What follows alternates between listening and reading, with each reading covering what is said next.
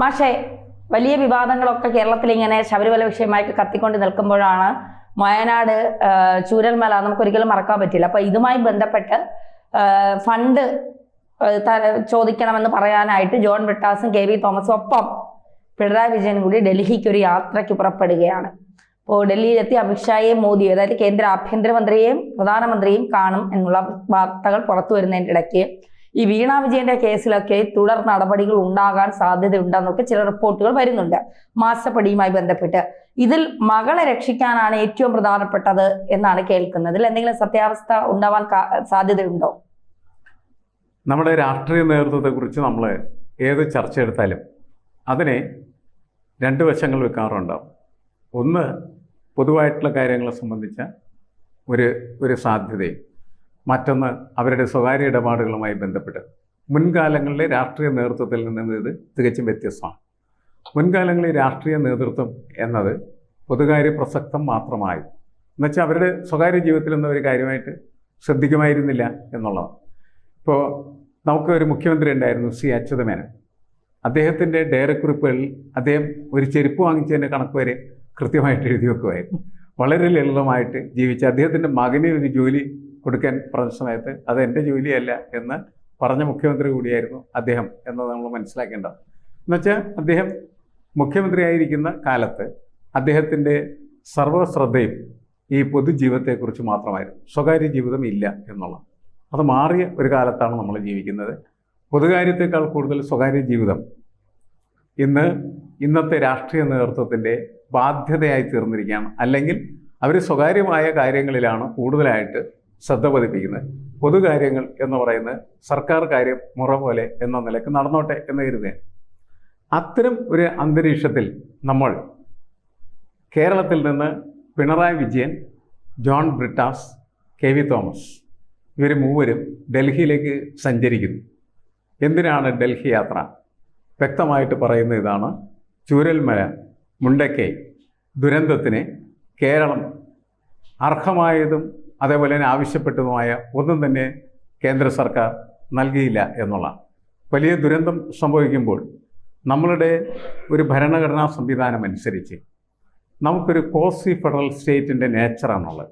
അർദ്ധ ഫെഡറൽ സംവിധാനത്തിൽ പ്രവർത്തിക്കുന്ന ഒന്നാണ് നമ്മുടെ രാഷ്ട്രം. നമ്മുടെ ഭരണഘടനയും അതാണ് അനുശാസിക്കുന്നത്.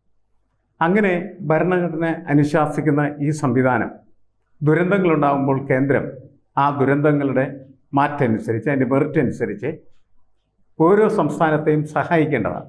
പക്ഷെ ഇവിടെ അത് നടക്കുന്നില്ല. ഇവിടെ ഇപ്പോൾ മാത്രമല്ല, ഒരു കാലത്ത് നടന്നതായിട്ട് എനിക്ക് തോന്നിയിട്ടില്ല. കാരണം രണ്ട് പ്രശ്നങ്ങളാണ്. ഒന്ന്, കേരളം എന്ന് പറയുന്നത് ഇന്ത്യയുടെ ഇങ്ങേ മൂലയിൽ കിടക്കുന്ന ഒരു തുണ്ട് രാഷ്ട്രമാണ്. തുണ്ട് സംസ്ഥാനം, രാഷ്ട്രം എന്ന് പറയുന്നത് ശരിയല്ല. ആ തുണ്ട് സംസ്ഥാനത്തിന് ഇന്ത്യൻ പാർലമെൻറ്റിൽ ഒരു പ്രസക്തിയില്ല. 20 MPമാരാണ് ഇവിടെ നിന്ന് പോകുന്നത്. അവർക്ക് അവിടെ പോയിരുന്ന് ചായ കുടിച്ച് കേരളത്തിലേക്ക് തിരിച്ചു പോരാം എന്നതിനപ്പുറമായിട്ട് ഒന്നും ചെയ്യാനായിട്ട് കഴിയാറില്ല. അതിനുള്ളൊരു സ്വാധീനം അവർക്കില്ലതാണ്. രണ്ട്, കേരളം എപ്പോഴും പ്രതിപക്ഷത്തായിരിക്കും. പ്രതിപക്ഷത്ത് പറഞ്ഞാൽ കേന്ദ്രം ഭരിക്കുന്നത് കോൺഗ്രസ് ആണെങ്കിൽ കേരളം ഭരിക്കുന്നത് CPM ആയിരിക്കും.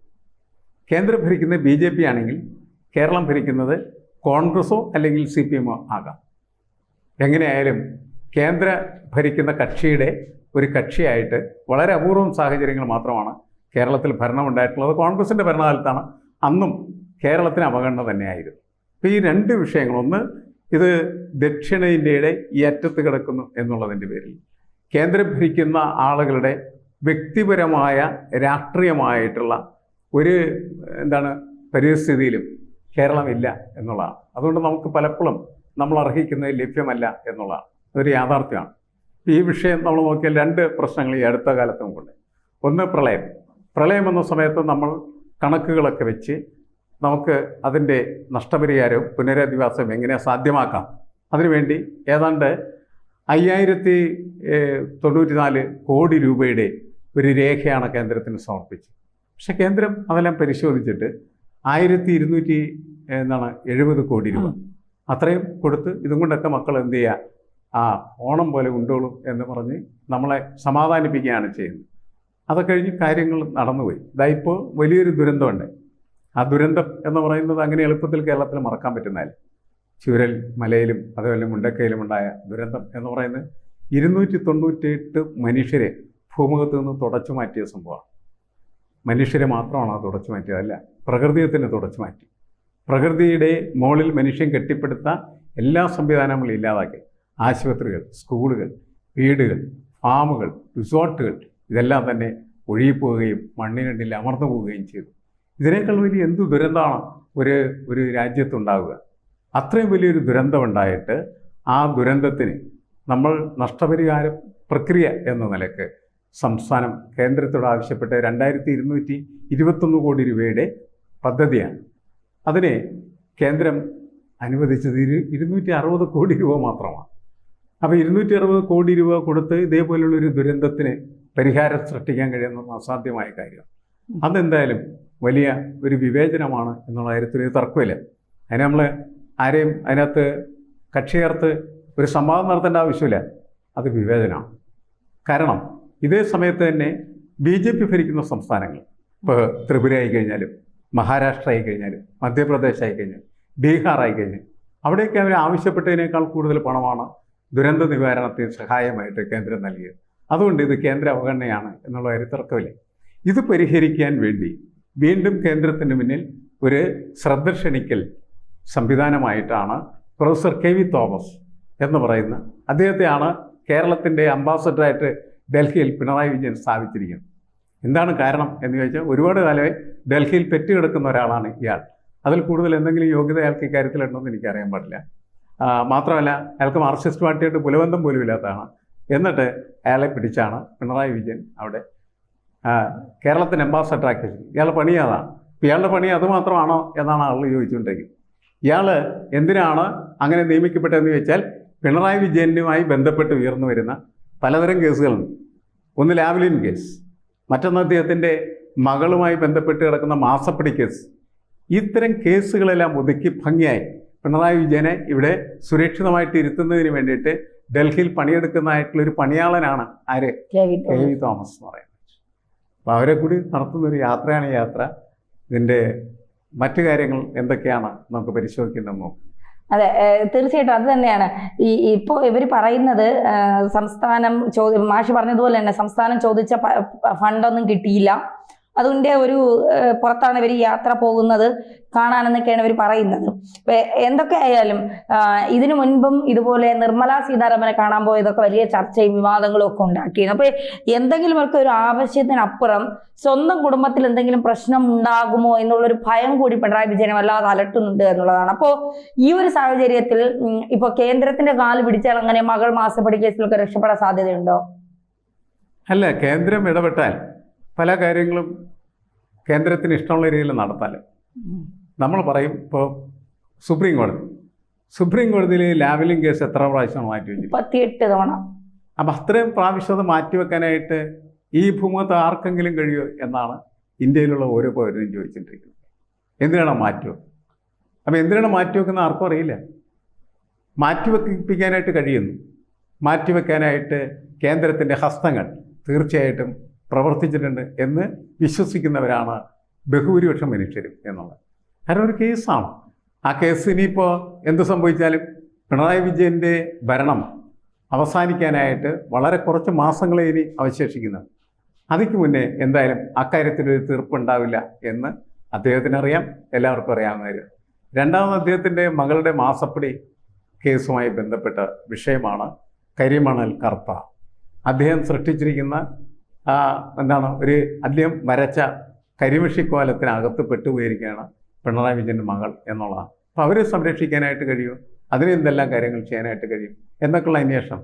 വളരെ രസകരമായിട്ടുള്ളതിൻ്റെ മറ്റൊരു ആസ്പെക്റ്റ് എന്താണെന്ന് വെച്ചാൽ, ഇന്ന് നമ്മളുടെ ഇതിനെതിരെ അല്ലെങ്കിൽ പിണറായി വിജയൻ്റെ മകൾക്കെതിരെ നിരന്തരമായിട്ട് യുദ്ധപ്രഖ്യാപനം നടത്തി നടക്കുന്ന നമ്മുടെ ഒരു MLA ഉണ്ട്, മാത്യു കുഴൽനാട്. അദ്ദേഹം ഹൈക്കോടതിയിൽ പോയി ഏതാണ്ട് കേസ് ഈ അടുത്ത ദിവസം കൊടുത്തു. അത് ഇന്ന് ഹൈക്കോടതി തള്ളി, ഹർജി തള്ളി, വേറെ വല്ല പണി നോക്കൂ എന്നാണ് കുഴൽനാടോട് പറഞ്ഞത്. കാരണം വെച്ചാൽ ഈ രാഷ്ട്രീയം ചർച്ച ചെയ്യാനോ രാഷ്ട്രീയത്തിൽ നടപടിയെടുക്കാനോ ഉള്ള ഹൈക്കോടതിയുള്ളത്. ഇത് വലിയ വക്കീലാണ് എന്നാണ് പറയുന്നത്, സുപ്രീം കോടതി വക്കീലാണ് എന്നാണ് പറയുന്നത് കുഴൽനാട്. എന്നിട്ടാണ് കോടതി കുഴൽനാടോട് ചോദിക്കുന്നത്, കുഴൽനാട ഈ ഹൈക്കോടതിയുടെ ജോലി എന്താണ് എന്ന് എനിക്ക് ഇതുവരെ അറിയാൻ പാടില്ലേ? രാഷ്ട്രീയം കൈകാര്യം ചെയ്യുന്നതിനുള്ള സ്ഥലമല്ലേ? അതുകൊണ്ട് നിന്റെ ഹർജി തള്ളി എന്ന് പറഞ്ഞാൽ വിട്ടിരിക്കുകയാണ്. അപ്പം നമുക്കൊന്നും ഒരിക്കലും മനസ്സിലാക്കാൻ പറ്റാത്ത രീതിയിലാണ് ഇത്തരം വിഷയങ്ങൾ നമ്മുടെ മുന്നിലേക്ക് വന്നുകൊണ്ടിരിക്കുന്നത്. എന്തായാലും ഇവരുടെ യാത്രയിൽ ഇത്തരം ചർച്ചകൾ എല്ലാം ഉണ്ടാകും. പക്ഷേ കേരളത്തെ സംബന്ധിച്ചിടത്തോളം അതിൻ്റെ ഒരു പൊതു താല്പര്യം എന്ന് പറയുന്നത് നമ്മളുടെ ഈ ദുരന്തത്തിന് നമുക്ക് മതിയായിട്ടുള്ള സഹായം കേന്ദ്രത്തിൽ ലഭിക്കണം. അത് പിണറായി വിജയനായാലും നേരത്തെ ഉമ്മൻചാണ്ടി ആയാലും ഇനി കുറേ കാലം കഴിയുമ്പോൾ BJP വന്നാൽ അവരായാലും ഒക്കെ നമ്മൾ ജനങ്ങളുടെ ആവശ്യം എന്ന് പറയുന്നത് നമ്മളുടെ നികുതി, നമ്മൾ നികുതി അടക്കുന്നുണ്ട്. ആ നികുതി പണത്തിൻ്റെ ഒരു ഭാഗമാണ് ഇത്തരം ദുരന്തങ്ങളുണ്ടാകുന്ന സമയത്ത് നമുക്ക് നൽകേണ്ടത്. അത് നൽകാതിരിക്കുന്നത് ശരിയല്ല എന്നുള്ള കാര്യത്തിൽ ഒരു തർക്കവും ആർക്കുമില്ല എന്നാണ് എനിക്ക് തോന്നുന്നത്. കാരണം തർക്കിക്കാവുന്നൊരു വിഷയമാണ്. നമ്മളെ സഹായിക്കേണ്ടപ്പോഴാണ് നമുക്ക് ദുരന്തം ഉണ്ടാകുന്ന സമയത്താണ്. നമ്മളിൽ നിന്ന് ടാക്സ് പിരിച്ചുകൊണ്ട് പോകും. നമുക്കറിയാം, നമ്മൾ GST ഒക്കെ അടക്കുന്ന സമയത്ത് 2 തരം GST അടക്കുന്ന ആളുകളാണ്. അതിലൊരു ഭാഗം എന്ന് പറയുന്നത് നേരെ കേന്ദ്രത്തിന് പോകുന്നതാണ്. 18% നമ്മൾ അടക്കുന്നുണ്ടെങ്കിൽ അതിൻ്റെ 9% കേരളത്തിനും, അല്ലേ, മറ്റൊന്ന് 9% തന്നെ കേന്ദ്രത്തിനും അടച്ചു പോകുന്നത്. അങ്ങനെ തുല്യമായിട്ട് നികുതി അടച്ചാണ് കാര്യങ്ങളെല്ലാം നടന്നു പോകുന്നത്. ആ നികുതി അടച്ച് ഞങ്ങളിൽ നിന്ന് കൊണ്ടുപോകുന്ന ഫണ്ടിൻ്റെ ഒരു ചെറിയ തുണ്ടെങ്കിലും ഈ തുണ്ട് കേരളത്തിന് ദുരന്തമുണ്ടാകുന്ന സമയത്ത് ലഭിക്കുന്നത് നല്ലതാണ്. അതിനുവേണ്ടി ആരൊക്കെ നിന്നാലും അത് നല്ല കാര്യമായിട്ട് നമുക്ക് കണക്കാക്കാനായിട്ട് പറ്റുള്ളൂ. രാഷ്ട്രീയം മറ്റൊരു വിഷയമാണ്.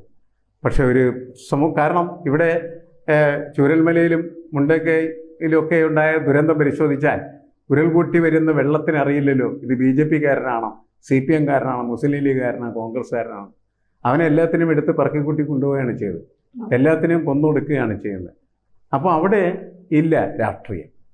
എന്നുവെച്ചാൽ ഉരുൾപൊട്ടലിൽ രാഷ്ട്രീയമില്ല, ദുരന്തത്തിൽ രാഷ്ട്രീയമില്ല, ദുരന്തത്തിന് വിധേയമാകുന്നതായിട്ടുള്ള മനുഷ്യർക്കും അതില്ല. അതുകൊണ്ട് അവരെ കരകയറ്റുന്നതിന് വേണ്ടി നടത്തുന്ന പരിശ്രമങ്ങളിൽ തീർച്ചയായിട്ടും രാഷ്ട്രീയത്തിന് അതീതമായിട്ടുള്ളൊരു മനസ്സ് കേന്ദ്ര സർക്കാർ തീർച്ചയായിട്ടും കാണിക്കേണ്ടതാണ്. ഇവരുടെ യാത്ര കൊണ്ട് അങ്ങനെ ആ യാഥാർത്ഥ്യത്തിലേക്ക് കേന്ദ്രത്തിൻ്റെ ശ്രദ്ധ തിരിപ്പിക്കാൻ കഴിഞ്ഞാൽ നല്ലതാണ്. അതല്ല, നമുക്ക് ഈ പ്രൊഫസർ KV തോമസിനെ കുറിച്ച് എപ്പോഴും കേൾവിയുള്ള ഒരു വാർത്ത എന്ന് പറയുന്നത് തിരുത തോമ എന്നാണ് അദ്ദേഹത്തെ വിളിക്കുന്നത്. അദ്ദേഹം കേന്ദ്രത്തിൽ പോയി മന്ത്രിയായിരുന്ന സമയത്തും അല്ലാതിരുന്ന സമയത്തൊക്കെ കാര്യസാധ്യതയ്ക്ക് വേണ്ടിയിട്ട് കൊച്ചിയിൽ നിന്ന് പിടക്കുന്ന തിരുതയാണ് പോയിരുന്നത്. ഇവരുടെ കൂട്ടത്തിൽ തിരുത പോയിട്ടുണ്ടോ അറിയാം? ഇവര് 300 കൂടി പോകുമ്പോൾ പോയിട്ടുണ്ടോ എനിക്കറിയില്ല. എന്തായാലും തിരുത അവിടെ മറ്റേവര് വെജല്ലേ ഭാഷ, അപ്പൊ തിരുതയും കൊണ്ട് പോയിട്ട് കാര്യമുണ്ടെന്ന് തോന്നുന്നു. ഇല്ല.